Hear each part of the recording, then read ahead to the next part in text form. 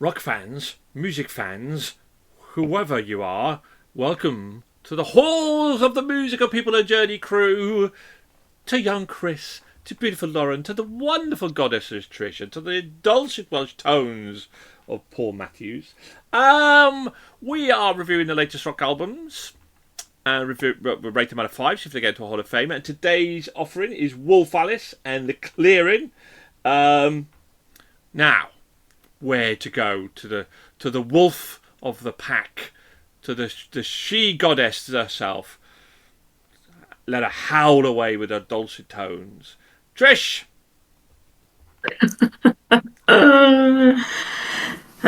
Okay. So, Wolf Alice.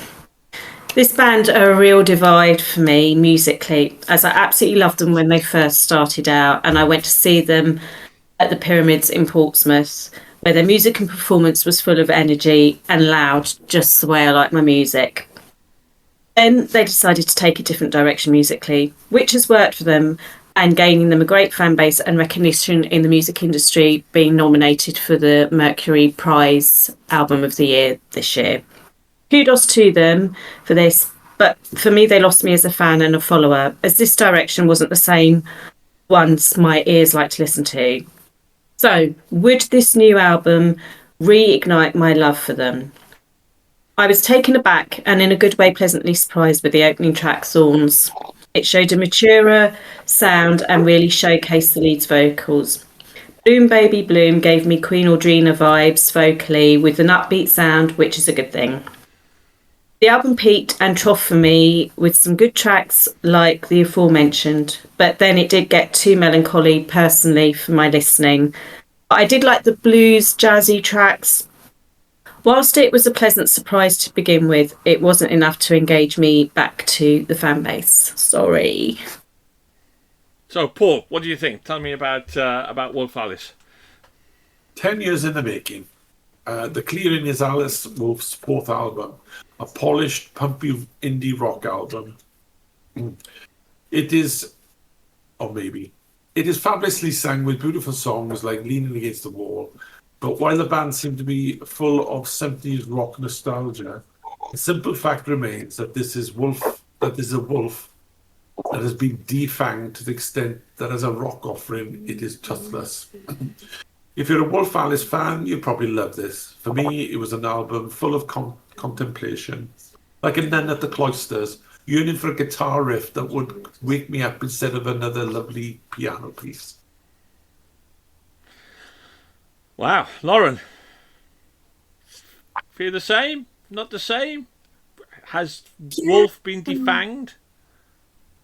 And declawed, really.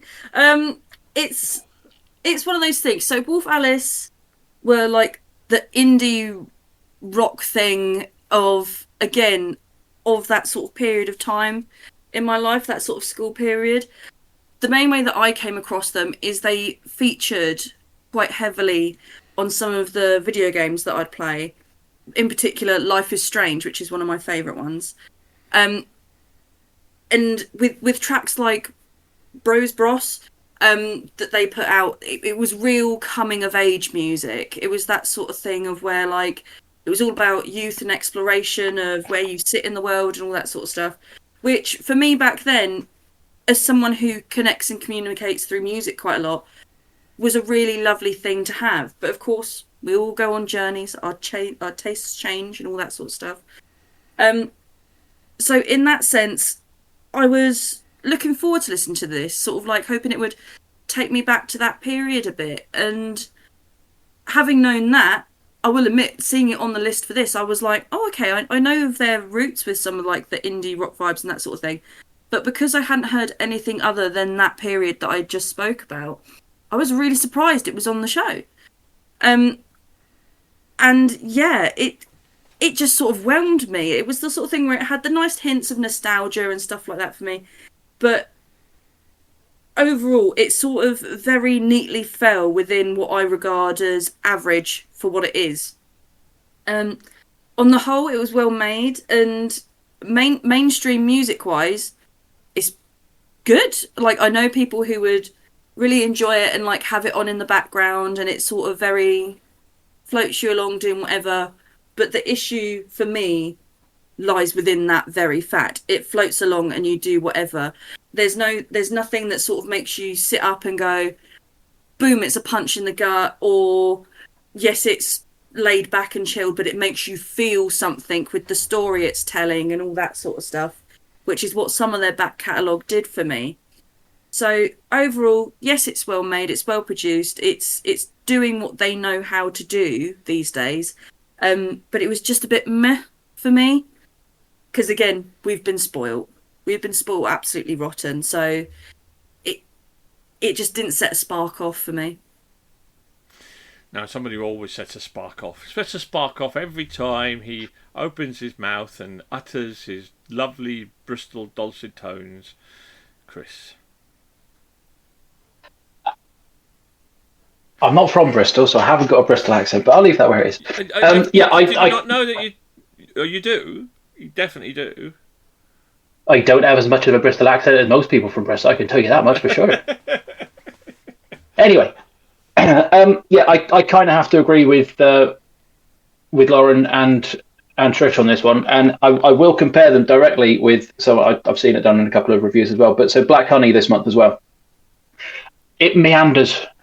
It doesn't. The music from Wolf Alice it's got a little bit more punch, a little bit more drive. There's a bit more to it under the covers, but lyrically, it's still a bit of a. It feels a bit folksy, a bit more laid back lyrically again, and so it just doesn't do it for me. I think one of the things that Trish said about the I'm looking back at my notes now for it, Black Honey, was that it was a bit whimsical, which this isn't, but it's still just sort of, it fits into a similar boat of it just being it sort of plods along. It doesn't really take me along with it, so yeah, pretty much exactly as Laura said, it's going somewhere, but I'm not on that same journey. For those that like it, it's a really well made and well produced album, but it's not my style of music, and so it didn't pick me up and take it along with it.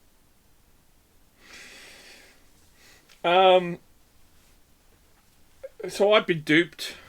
I got duped. I obviously listened to one or two tracks and go, oh yeah, this is like, so I would have listened to Baby Boom Baby Bloom, which is the best rock track on the track, and like maybe listen to another track. Oh yeah, this is rocky, and I've always wanted to listen to, because I've always listened to some of Wolf Alice's earlier stuff and saying, yeah, it's edgy, it's rocky, it's kind of like, there's just something there. I'm really looking forward to this album, so I really wanted to review Wolf Alice based on that, and based on I listened to one or two tracks and went, yeah, it's a rock album. I fully expected Paul to go, it's not a rock album, and it's not, and it's a lovely album, and I can understand why it's up for the commerciality is, and I almost kind of going, well, ultimately you've got to make a living, and you go, well, you've sold out a little bit maybe, and if this wins album of the year, then I'm glad I don't really listen to mainstream kind of pop rock anymore, because this is just not a award-winning album in any shape, way, or format. It's a lovely album. It's nicely produced, and it's nice, and it's a nice album, and it's an enjoyable sort of listen. But I agree with you, it doesn't lack any kind of punch and stuff as well. So maybe I've been a bit generous with my mark, but we'll find out. I was disappointed, but it was easy listening. It was just easy listening in that respect, and maybe that's what mainstream music's all about. The more easy listening it is, the better that it's kind of going to do from that perspective. But let's find out what we actually thought then. Let's find out our votes then. Paul, defanged. What's your defanged score, Paul? I give it a 3. That's so generous of you. Very generous. I don't know what I was thinking. I don't. But do you know what? I equally don't know what I was thinking and give it a very generous 3.5. Easy listening, wasn't it? Lauren, what did you give it? It fell neatly in the average for me, so I gave it an average 2.5. Chris? Yeah, same for me, 2.5, just that slight edge over Black Honey. Trish? Same, 2.5. Oh, right. Andy. What? What's he done? I just wish he was on the show. I just want to get in his head. I wish he was on the show. Andy, give it a Really 4.5. Mother trucker. Mother trucker. Hey, maybe Andy is the audience that this is Well, written for and wants to listen, and it's just there's no right or wrong. It's just that for him it landed better than. Well, we always say it's for our listening pleasure, and we all have different pleasures. Chris, we're going to drop your 2, and because only 5 votes count, and pulled alongside Black Honey on a 3.2, gets into our top 400 albums of all time, but not into our top 100 albums of the year so far. Of which is 134 albums. We've reviewed 136 albums so far this year. Impressive, isn't it? Anyway, right. Do you agree, all you people that are going to vote for it for Album of the Year for the Mercury Prize Awards? Do you disagree? Do you rock aficionados? Would you agree, disagree? Leave a comment below, hit the like and subscribe button, and come back once again for our next episode. Goodbye, and keep on rocking.